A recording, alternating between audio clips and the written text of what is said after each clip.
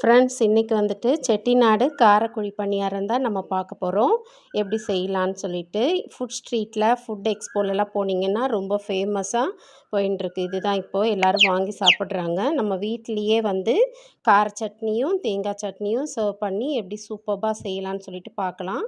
கார சட்னி வீடியோ வந்து நம்ம சேனல்லே இருக்குது. கீழே லிங்க் கொடுத்துருக்கேன், போய் பாருங்கள். செய்தீங்க அப்படின்னா உங்கள் வீட்டில் குட்டீஸ் என்ன ரியாக்ட் பண்ணுவாங்கன்னு இப்போ பாருங்கள்.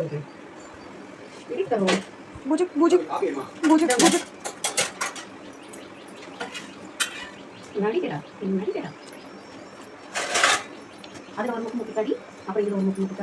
பார்த்தீங்கன்னா என்னோடய டாட்டர் தான் அவங்க வந்து இன்றைக்கி லஞ்சுக்கு அதுதான் கொண்டு போனாங்க. இப்போ நான் வந்து வெஜிடபிள்ஸ் வந்து பீன்ஸு, கேரட்டு, தக்காளி, வெங்காயம், பச்சை மிளகாய் எல்லாமே வந்துட்டு பொடியாக நறுக்கி வச்சுருக்கேன். இஞ்சி, பச்சை மிளகாய், கருவேப்பிலை, ஒரு 4 டீஸ்பூன் தேங்காய் திருவலும் எடுத்திருக்கேன். நீங்கள் பல்லாக போட்டால் கூட நல்லா தான் இருக்கும். இதெல்லாம் வந்துட்டு நம்ம வதக்கி செய்தோம் அப்படின்னா தான் வந்துட்டு உங்களுக்கு ஈவினிங் வரைக்கும் கூட அது வந்து புளிச்ச வாசனையோ இல்லைன்னா ஆனியன் வாசனை அந்த மாதிரி வராமல் இருக்கும். இப்போ வந்து ஒரு பேனில் கொஞ்சமாக ஆயில் சேர்த்துட்டு கடுகு, கடலைப்பருப்பு, உளுத்தம்பருப்பு, கருவேப்பிலை போட்டு தாளிச்சிட்டு ஆனியன் மட்டும் ஃபஸ்ட்டு போட்டு நல்லா ஃப்ரை பண்ணிக்கோங்க. ஆனியனை கொஞ்சம் வந்து கோல்டன் ப்ரௌன் கலரில் கொஞ்சம் சேஞ்ச் ஆகணும். அது அப்போ தான் உங்களுக்கு நிறைய நேரம் வந்துட்டு ஆனியன் வந்து உங்களுக்கு ஸ்மெல்லு வராது. ஆஃப்டர்நூன் இல்லை ஈவினிங் வரைக்கும் கூட அவங்க சாப்பிடுவாங்க. இப்போ அதுலேயே வந்து இஞ்சி, பச்சை மிளகாய் இதெல்லாம் போட்டுக்கோங்க. இஞ்சி வந்து நான் துருவி போட்டிருக்கேன்.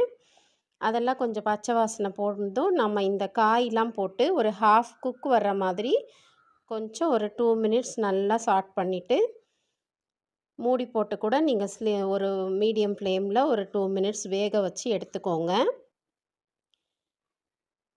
இப்போ பார்த்தீங்கன்னா இந்த மாதிரி வெஜிடபிள்ஸ் சாப்பிடாத குழந்தைங்களுக்கெல்லாம் நம்ம இந்த மாதிரி செஞ்சு கொடுத்தோம் அப்படின்னா அவங்க ஃப்ரெண்ட்ஸோடு சேர்ந்து அழகாக சாப்பிட்டுட்டு வந்துடுவாங்க ஸ்கூலுக்கு லஞ்ச் பாக்ஸில்.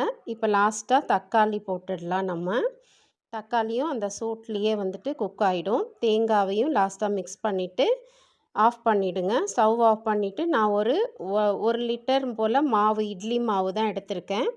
அதில் வந்து நல்லா மிக்ஸ் பண்ணி கொடுத்துடுங்க. நம்ம கல் சூடானதும் ஒரு 2 ட்ராப் போல் தான் நான் ஆயில் போட்டிருக்கேன். அதில் வந்து நான்ஸ்டிக் தவான்றதுனால நீங்கள் அதே மாதிரி சேர்த்துட்டு ஒரு 2 மினிட்ஸ் மூடி வச்சிங்க அப்படின்னா நம்ம இந்த பக்கம் திருப்பி போட்டு வேக வச்சு எடுத்துடலாம். சப்ஸ்கிரைப் பண்ணாதவங்க சப்ஸ்கிரைப் பண்ணுங்கள். உங்கள் ஃப்ரெண்ட்ஸ்க்கெல்லாம் ஷேர் பண்ணுங்கள். நல்ல நல்ல ரெசிபீஸ் எல்லாம் அவங்களும் வீட்டில் செய்துட்டு பாராட்டு வாங்கட்டும். சூப்பராக இருக்குது பாருங்கள். தேங்க்யூ ஃபார் வாட்சிங்.